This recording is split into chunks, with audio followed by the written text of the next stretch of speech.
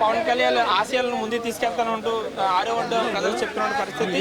ఈరోజు జనసేన పార్టీ ఆవిర్భావ దినోత్సవం సందర్భంగా స్థానిక ఖేత్రి కాలనీలో జెండా ఆవిష్కరణ కార్యక్రమం ఇక్కడ ఉన్నటువంటి నివాసిత ప్రజలు ఆధ్వర్యంలో స్థానిక నాయకులు వార్డు అధ్యక్షులు సంతోష్ నాయుడు సమక్షంలో చేయడం జరిగింది. అయితే ప్రస్తుతం మనతో మాట్లాడేందుకు భీమిలి నియోజకవర్గ జనసేన నాయకులు కృష్ణయ్య గారు ఉన్నారు. సార్ చెప్పండి, మీ పార్టీ ఆవిర్భవించి నేటికి 11 సంవత్సరాల తరుణంలో పార్టీ పరిస్థితి ఈరోజు ఎలా ఉందంటారు? ఈరోజు అంటే గత స్థాపించినప్పటి నుంచి కూడా ఇప్పటి వరకు కూడా మీ అందరికీ కూడా తెలియజేయింది ఏంటంటే 11 సంవత్సరాల నుంచి కూడా ఈ రాష్ట్రంలో బూర్జువా పార్టీలు ఉన్నప్పటికీ బూర్జువా పార్టీలని తట్టుకోలేక చాలా పార్టీలు కూడా ఈ రాష్ట్రంలో అంతమైపోయినాయి, అలాగే దేశంలో కూడా అంతమైపోయినాయి. అలా కాకోకుండా పార్టీ పెట్టి 11 సంవత్సరాల నుంచి రాత్రనగా పగలనగా కష్టపడి మా నాయకులైనటువంటి పవన్ కళ్యాణ్ గారు కష్టపడి తన చేతులతో పార్టీని ఒంటి చేత్తో ఆయన నడిపించడం జరుగుతుంది. దాంట్లో భాగంగానే ఇవాళ ప్రజానీకం కూడా జనసేన పార్టీయే ముందుకు రావాలి అనేటువంటి ఉండే ఆ పరిస్థితుల్లో ఆయన మరి ఇవాళ ఉండేటువంటి ఈ రాక్షస ప్రభుత్వం ఏదైతే ఉందో అది పోవాలి అని అంటే నేను ఒక్కడనే చాలను బలంగా ఉండాలి అని అనుకుని తెలుగుదేశం పార్టీని అలాగే బీజేపీ పార్టీని మన జనసేన పార్టీ 3 పార్టీలని ఒక కూటమిగా ఏర్పరిచి ఏర్పరచడానికి ముఖ్య నాయకులు ముఖ్యమైనటువంటి తన బుర్రలో నుంచి ఇవాళ కొత్తగా వచ్చినటువంటిది కాదు. 2 సంవత్సరాల క్రితమే ఈ ఆంధ్ర రాష్ట్రంలో ప్రతిపక్షాల ఓటుని నేను చీలనివ్వననేసి 2 సంవత్సరాల క్రితం పవన్ కళ్యాణ్ గారు చెప్పినటువంటి మీదటనే ఇవాళ చీలకోకుండా మరి ఈ యొక్క 3 పార్టీ మిగిలినటువంటి 2 పార్టీలను కూడా కలుపుకొని తెలుగుదేశం బీజేపీ జనసేన ఒక కూటమిగా ఏర్పడి రేపు జరగబోయేటువంటి అసెంబ్లీ పార్లమెంట్ ఎన్నికల్లో వెళ్తున్నాం ప్రజల దగ్గరికి. ఏంటంటే ఈ యొక్క కూటమి తరపున ఈ ఆంధ్ర రాష్ట్రం బాగుండాలి, అధ్వానమైనటువంటి పరిస్థితి నుంచి కాపాడుకోవాలి మనం అనేటువంటి పరిస్థితుల్లో బాగుండాలి అనేటువంటి ఉద్దేశంతో ఆయన అందరినీ కలుపుకొని ప్రజల దగ్గరికి వెళ్తున్నాము. అలాగే ఈ భీముల్లో కూటమి తరపున జనసేన పార్టీకి సీటు కేటాయించబడుతుంది. భీమిలి నియోజకవర్గంలో క్యాండిడేట్ మా సందీప్ గారు ఎవరైతే ఉన్నారో ఆయనే నిలబడతారనేసి మీ ద్వారాగా ప్రజానీకాన్ని తెలియదు. సార్, ఇప్పుడు కూటమిలో అభ్యర్థి ప్రకారంగా సందీప్ నిలబడుతున్నారు. ఏ విధంగా మీరు ధైర్యంగా చెప్తున్నారు సార్? క్యాడర్ కావచ్చు, మీ పార్టీ శ్రేణులు కావచ్చు, అంటే రకరకాల ఊహాగానాలు వినిపిస్తున్నాయి. టీడీపీ లేదా జనసేన లేదంటే బీజేపీ అని మీ పార్టీ అభ్యర్థి నిలబెడుతున్నారని మీరు ఏ విధంగా చెప్పగలుగుతున్నారు? ఆశావాహులు చాలామంది ఉంటారు, ఎవరి ప్రయత్నాలు వాళ్ళు చేసుకుంటారు. మేమైతే ప్రయత్నం చేయట్లేదు. కారణం ఏంటంటే ప్రజల దగ్గరికి వెళ్ళి పనిచేసిన వాళ్ళం భీమిలి నియోజకవర్గంలో సందీప్ గారి నాయకత్వంలో మేము పనిచేసాము. మాకే వస్తుంది అని మాకు కాన్ఫిడెన్స్, నమ్మకం ప్రతి కార్యకర్తకి కూడా ఉంది. దిగాలు పడిపోయారు లేట్ అయ్యేటప్పటికల్లా, అంతేగాని దిగాలు పడే అవసరం లేదు అనేటువంటి ఉద్దేశంతోనే మీ ద్వారాగా మా కార్యకర్తలకి ప్రజానీకాన్ని కూడా చెప్తున్నా. ప్రజలు అడుగుతున్నారు, బాబు జనసేనే పోటీ చేస్తున్నారు, వస్తుందా? కూటమి తరపున జనసేనే పోటీ చేస్తుంది, మరి సందీపే వస్తాడు అని మేము ఈ క్షణాన్ని చెబుతున్నాము. మరొక గంటలోనో మరొక పూటలోనో మరొక రోజులోనో మరొక 2 రోజుల్లో జరగబోయేది అదే నేను మీకు తెలియజేస్తాను. శ్రీ శ్రీనిబాబు గారు చెప్పండి, ఒకవేళ సందీప్కే కానీ సీటు కేటాయిస్తే గెలిపించుకునే పరిస్థితి నియోజకవర్గంలో ఉందా? డెఫినెట్గా అండి, ఎందుకంటే భీమిలి నియోజకవర్గంలో ఈ రోజు వరకు గత 5 సంవత్సరాలుగా నిరంతరం ఏ రోజు గ్యాప్ తీసుకోకుండా ప్రతి వాడవాడకి కూడా మేము తిరగడం జరిగింది. సందీప్ గారి నాయకత్వంలో భీమిలి నియోజకవర్గంలో పార్టీ బలంగా ఎదిగింది ఈరోజు.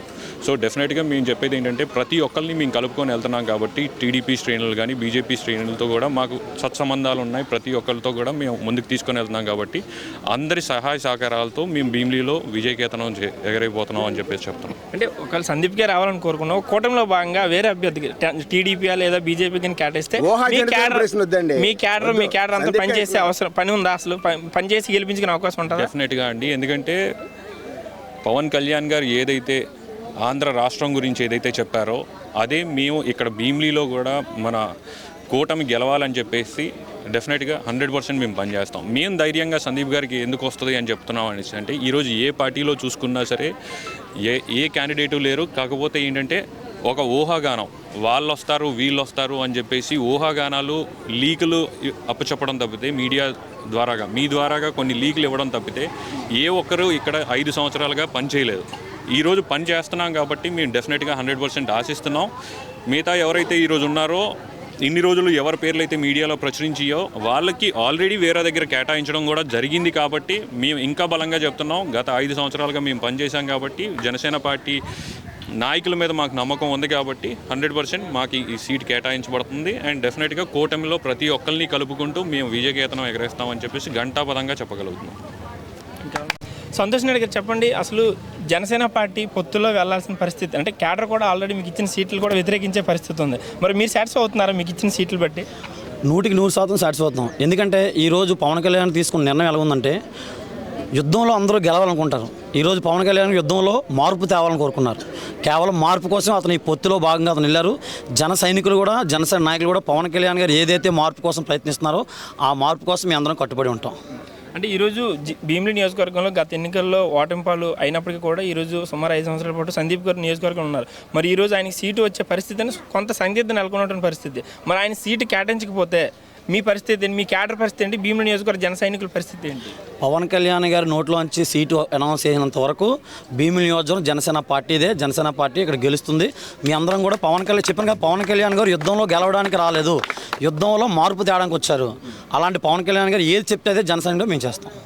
జనసేన పార్టీకి వీర మహిళలు కూడా చాలా ప్రత్యేకంగా పనిచేయాల్సి ఉంటుంది. అభ్యర్థి కూటమి భాగంగా ఎవరు అయినప్పటికీ కూడా అందరూ కూడా కలిసికట్టుగా సమన్వయంతో పనిచేయాలంటే పవన్ కళ్యాణ్ చెప్పుకుంటుంటే సిద్ధాంతం. మరి వీర మహిళకి మీరు అందరూ సిద్ధమేనా? పవన్ కళ్యాణ్ గారు ఏ నిర్ణయం అయితే తీసుకుంటారో ఆ నిర్ణయానికి వీర మహిళలుగా మేమందరం కూడా కట్టుబడి ఉంటాం. ఎందుకంటే మేము వీర మహిళను ఏమి ఆశించి అయితే మేము పార్టీకి రాలేదు, కళ్యాణ్ గారిని చూసి వచ్చాము. జనసేన పార్టీ నిజాయితీని చూసి మేము వచ్చాం కాబట్టి ప్రతి జనసేన వీర మహిళ జనసేన పార్టీకి ఈరోజు అండగా ఉండడానికి సిద్ధంగా ఉన్నాం. అంటే భీమిలి నియోజకవర్గంలో వినిపిస్తున్నటువంటి వార్త ఏంటి అని అంటే, మహిళలు పట్ల అంత ఇది లేదు, దృష్టి లేదు, అంటే నియోజకవర్గ స్థాయి నాయకత్వంలో మహిళలకు అంత ప్రయారిటీ లేదు కాబట్టి మహిళలు కూడా వీర మహిళలు కూడా కొంత సందేహాలు ఉన్నారు, నిరుత్సాహాలు ఉన్నారంటూ వినిపిస్తుంది. దానికి మీరేం చెప్తారు? అది మీకు ఎవరు చెప్పారో మాకు తెలియదు, అదైతే అపోహ అండి. ఎందుకంటే ఈరోజు మేము చెప్తున్నారు, ఇప్పుడు మీరు అడిగారు ఒక క్వశ్చన్, మా వాళ్ళని అడిగారు సందీప్ గారికి టికెట్ వస్తుందని మీరు ఎలా ఆశిస్తున్నారని. మా నమ్మకం ఏంటంటే ఈరోజు సందీప్ గారు 9 వార్డులు తిరిగిన ప్రతి వార్డులో కూడా వీర మహిళలు చాలా భారీ ఎత్తున వచ్చి ఆయనకి నీరాజనాలు పట్టారు. మేము ఆయనతో పాటు 9 రోజులు పాదయాత్ర చేశాం కాబట్టి మేము చెప్తున్నాం. అలాగే మండలాలు తిరిగారు, మండలాల్లో కూడా ప్రతి మహిళ కూడా బాబు మేము ఈ సమస్యతోని చాలా ఇబ్బంది పడుతున్నాం, ఇంకో సమస్య చాలా సమస్యలు అయితే సందీప్ గారు దృష్టికి తీసుకొచ్చారు. మహిళలు ఈరోజు సందీప్ గారికి ఎలాగంటే, సందీప్ గారు భీమిలిలో గెలిపించుకుంటే మహిళల పట్ల ఆదరణ ఇంకా పెరుగుతుంది అనే దీంతో ఈరోజు సందీప్ గారిని ఎన్నుకోవాలి అనేది ప్రతి ఒక్కరు చూస్తున్నాం. సందీప్ గారు ఇంత నియోజకవర్గం, భీమిలి నియోజకవర్గం ఇంత పెద్దదైనప్పుడు కూడా ఇంత పెద్ద కాన్స్టెన్సీలో సందీప్ గారు ప్రతి ఒక్క జన సైనికుడు కానీ ఆ సాధారణ వ్యక్తులకు కానీ సందీప్ గారు తెలియని వాళ్ళు అంటూ లేరు. ప్రతి వారు సందీప్ గారు ఒకప్పుడు ఏదో కొంచెం 80-90% తెలిసిన ఉంటే ఈ 10% కూడా ఇప్పుడు ఆయనకి సపోర్ట్గా నించున్నారు. ఎందుకంటే బాబు మీరే వస్తున్నారు, మీరేనా బాబు, తప్పకుండా మీరు గెలవాలి, తప్పకుండా మీరే రావాలి అనే స్థితిలో ఈరోజు సందీప్ గారు ఉన్నారు కాబట్టి కంపల్సరీగా సందీప్ గారిదే భీమిలి టికెట్. మేమందరం కూడా సందీప్ గారిని గెలిపించడానికి సిద్ధంగా ఉన్నాం.